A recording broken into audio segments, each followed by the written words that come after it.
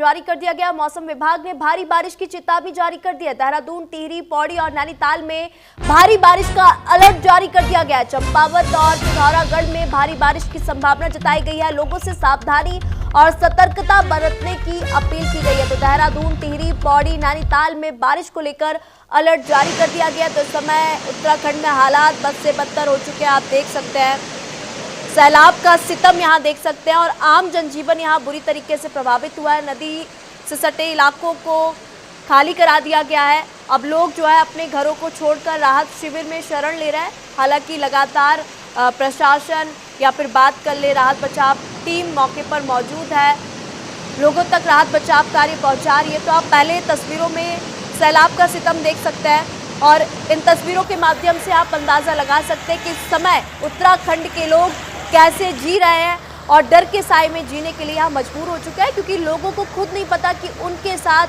पल भर में क्या हो जाएगा।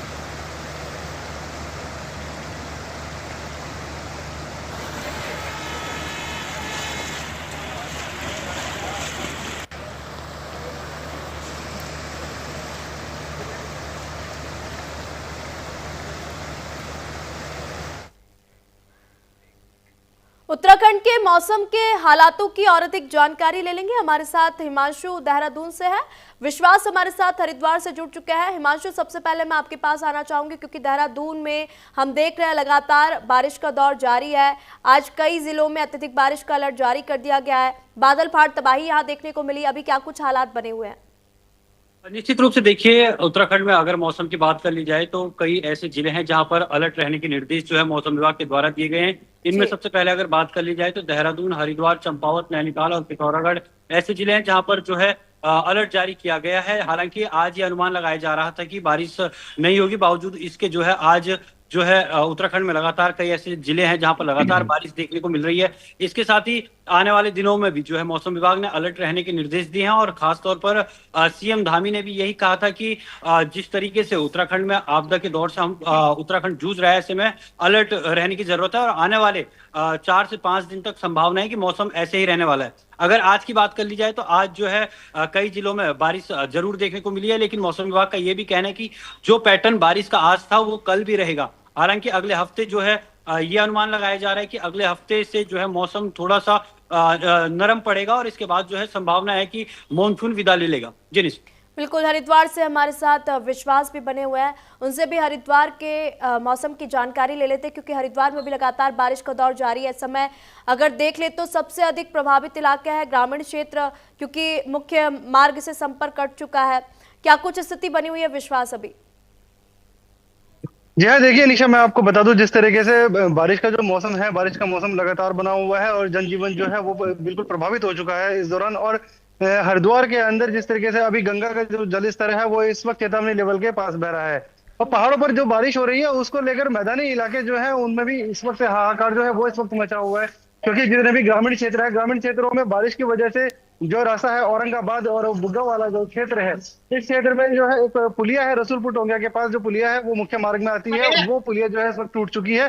और जितने भी जो ग्रामीण क्षेत्र के जो लोग हैं उनके लिए जरूर इस वक्त एक चेतावनी बनी हुई है। अपने जितने फसलें हैं, फसलों को लेकर जो है उनकी चेतावनी बनी हुई है, क्योंकि फसलें भी पूरी तरीके से बर्बाद हुई हैं। साथ ही साथ मैं आपको बता दूं जो पुलिया वो टूटी है उस वक्त जो लोगों की जो द्विपहिया वाहन है वो जरूर वहां से गुजर सकते हैं, लेकिन जो 4 पहिया के जो वाहन है वो वहां से गुजरना इस वक्त मुश्किल है, क्योंकि ये पानी जो है, पानी इस वक्त वहां से जो है वो बह रहा है तेजी से और आगे भी किसी तरीके की मुश्किल लोगों के लिए पैदा हो सकती है।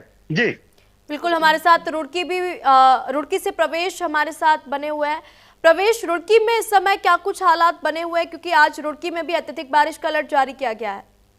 जी निशा, मैं आपको बता दूं कि जिस तरीके से पहाड़ से लेकर मैदान तक बारिश का कहर लगातार जारी है, इसी को देखते हुए जो रुड़की के ग्रामीण क्षेत्र हैं, हरिद्वार के ग्रामीण क्षेत्र कहा जाए, जो लक्सर, भगवानपुर और खानपुर और मंगलौर के जो क्षेत्र हैं वहां पे लगातार जो है देखने को मिल रहा है कि जिस तरीके से गंगा का जलस्तर बढ़ रहा है तो वहां पे के जो ग्रामीणों की फसलें हैं उनको भी नुकसान देखने को मिल रहा है। और लक्सर और मंगलौर जो ये ग्रामीण वाले क्षेत्र हैं, यहाँ पर कहीं ना कहीं जो सब्जियां हैं वो भी महंगी हो गई हैं और जो किसानों की सब्जियां की फसलें खराब हो जाने के कारण जो सब्जी 40 रुपए थी वो कहीं ना कहीं 80 रुपए की बिकने को हो गई है। और जिलाधिकारी हरिद्वार मयूर दीक्षित ने साफ तौर से बताया कि जो भी यहाँ की कमियां नजर आई हैं, जिस तरीके से जो भी यहाँ के लोगों के किसानों की फसलें खराब हुई हैं, इन लोगों का सबका आकलन किया जाएगा। टीमों को मौजूद कर दिया गया था। बीते दिनों में जो वहाँ के एसडीएम लक्सर सौरभ असवाल है, उनको भी बोल दिया गया था कि साफ तौर से जल्दी किसानों की फसलों का आकलन कर लें, और जो ये रेट बढ़ रहे हैं इनको भी लेकर के एक बार जो विभाग है उनको संबंधित विभागों को कह देगी, मतलब इस तरीके से कोई भी बारिश या आपदा की आड़ में गलत तरीके से मुनाफा कमाने के और ना बढ़े, और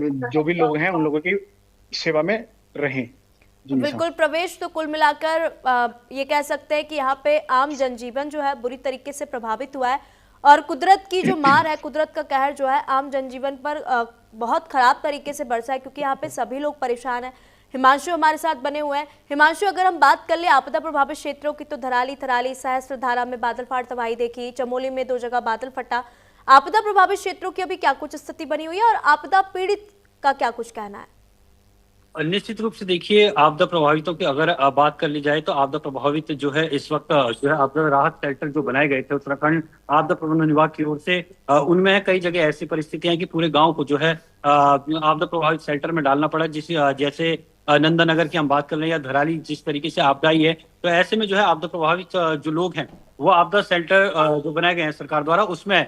लेकिन वर्तमान स्थिति की उन क्षेत्रों की अगर बात कर ली जाए तो धराली में आज भी जो है एसडीआरएफ और एनडीआरएफ के जो द्वारा वहां पर लगातार रेस्क्यू ऑपरेशन जारी है। वहां पर दोबारा से बसावट यानी कि पुनर्वास जो है किस तरीके से हो उसको लेकर प्लानिंग चल रही है, और तमाम जो वहां पर मलबा आया था उसे हटाने का काम आज भी जो है एसडीआरएफ और एनडीआरएफ की जो टीमें हैं वो कर रही है। इसके अलावा रुद्रप्रयाग में बसु केदार की बात कर ली जाए तो एसडीआरएफ डीडीआरएफ की टीमें वहां पर जो है तैनात है, और वहां पर जो है जनजीवन को वापस पटरी पे लौटाने की पूरी कोशिश की जा रही है। इसके साथ ही थराली में भी जो है जिस तरीके से आपदा आई थी और वहां पर भी जो है पुनर्वास की प्रक्रिया चल रही है। वहीं देवाल की अगर बात कर ली जाए तो देवाल में भी जो है लगातार जिला प्रशासन नजर बनाए हुए है। इसके अलावा नंदनगर की अगर बात कर ली जाए तो नंदनगर में अभी भी जो है एसडीआरएफ और एनडीआरएफ के जरिए लगातार रेस्क्यू ऑपरेशन चलाए जा रहे हैं, सर्च अभियान चलाया जा रहा है। इसके अलावा जो है वहां पर डॉग स्क्वाड भी एनडीआरएफ की मौजूद है, ताकि जो मलबे में दबे हुए लोग हैं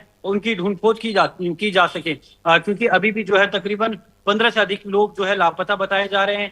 ऐसे में ये अनुमान लगाए जा रहे हैं कि जिस तरीके से मलबे में अभी हमने अपने दर्शकों को भी दिखाई कि 16 घंटे के आसपास जो है एक व्यक्ति जो है अपने मकान के अंदर दबा हुआ मिला, लेकिन 16 घंटे बाद उसे निकाल दिया गया। तो ऐसा हो सकता है कि जो और भी मकान क्षतिग्रस्त हुए हैं वहां पर उनमें जो है अभी जिंदगी हो और उनको निकालने की कवायद तेज चल रही है। जी नहीं सर, बिल्कुल। मैं हमारे साथ हरिद्वार से लगातार विश्वास बने हुए है। विश्वास, क्योंकि जिस तरीके से हम देख रहे हैं उत्तराखंड में कुदरत का कहर अभी थमा नहीं है। ऐसा लग रहा था कि मानसून लौट रहा है और वापस लोगों की जो जिंदगी है पटरी पर लौटेगी, लेकिन इसके उलट फिर से एक बार बादल फाड़ तबाही यहाँ पे देखने को मिली।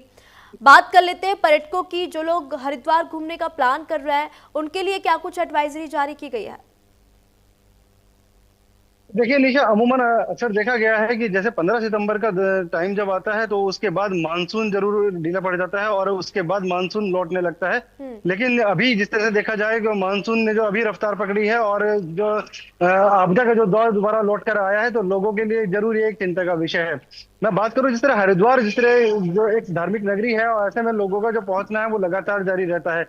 लेकिन जिस तरीके से देखा गया कि अभी बारिश जब लौटी है दोबारा और मानसून ने जब दोबारा कहर बरपाना शुरू किया, जैसे देहरादून में हमने आपदा देखी, तो उसके बाद लोगों के लिए जरूर ये एडवाइजरी रही है कि जो नदी किनारे हैं उनसे जरूर दूरी बना के रखें।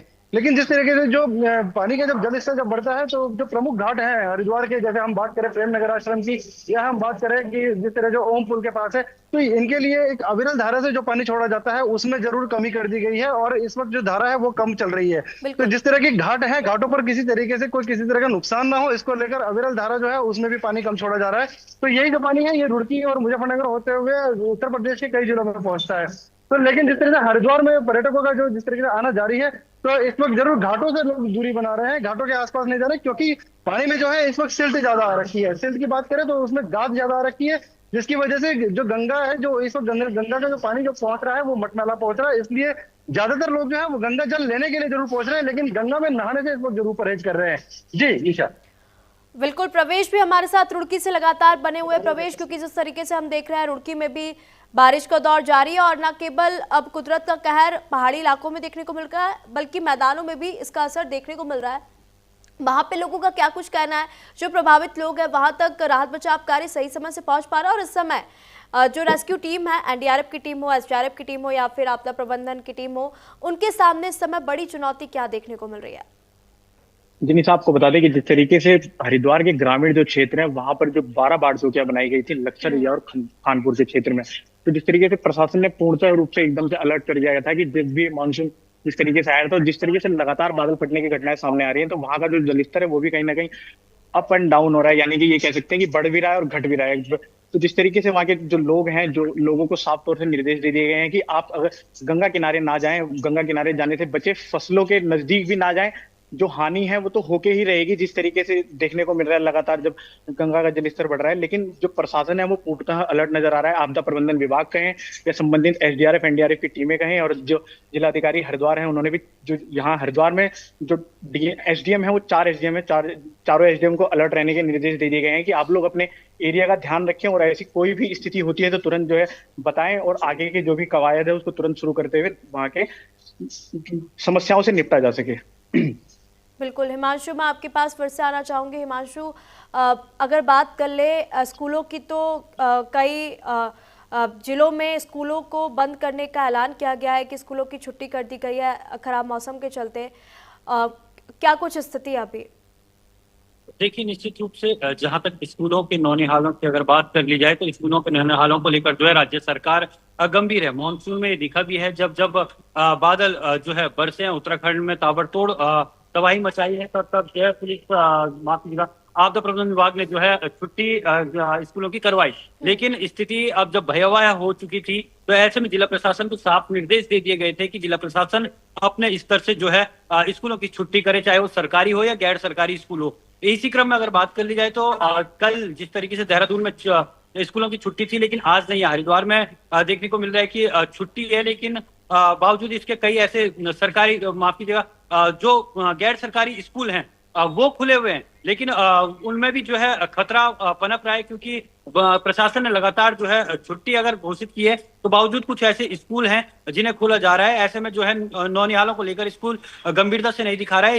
इसी कड़ी में जो है कई स्कूलों पर जो है पहले भी कार्रवाई की गई है, और अब जो है जब एक बार मानसून निपटेगा फिर शिक्षा विभाग अपना ऑडिट करेगा, तो ऐसे में हो सकता है कि नए स्कूल जो है जिन्होंने आपदा के दौरान छुट्टी होने के बावजूद भी स्कूल खोले हैं, तो ऐसे में उन पर भी कार्रवाई संभव है। लेकिन जिला प्रशासन को ये पहले से ही निर्देश दिए गए हैं कि अपने अपने स्तर पर जो है अपने क्षेत्र के हिसाब से छुट्टी वो लोग कर सकते हैं। बिल्कुल ठीक है हिमांशु, प्रवेश और विश्वास, आप हमारे साथ बने रहिएगा। तो इसी बीच एक और बड़ी खबर आपको बता दें, चमोली आपदा से जुड़ी बड़ी खबर आ रही है, जहां पे 16 घंटे बाद एक इंसान, एक शख्स को मलबे से जिंदा निकाला गया। गुरुवार को चमोली के कुंतरी गांव में बादल फाट तबाही देखने को मिली थी, और मौके पर अन्य लोगों के लापता होने की भी खबर सामने आई थी, जिनकी तलाश की जा रही है। तो वहीं 16 घंटे बाद एक शख्स को मलबे से बाहर निकाला गया है, जिंदा और सुरक्षित।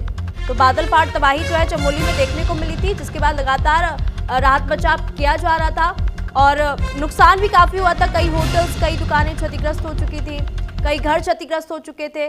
तो अभी आप देख सकते हैं, वीडियो में भी आप देखिए, टीमों के माध्यम से एक शख्स का रेस्क्यू किया गया, जिसे 16 घंटे बाद जिंदा निकाला गया मलबे से।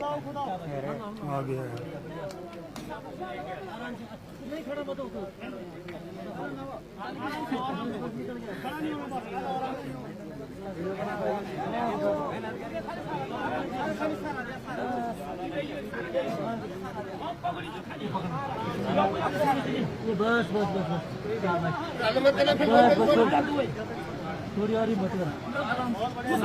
निवेदन है कि थोड़ा सा शांत 12 के वाला मत करना, वही कर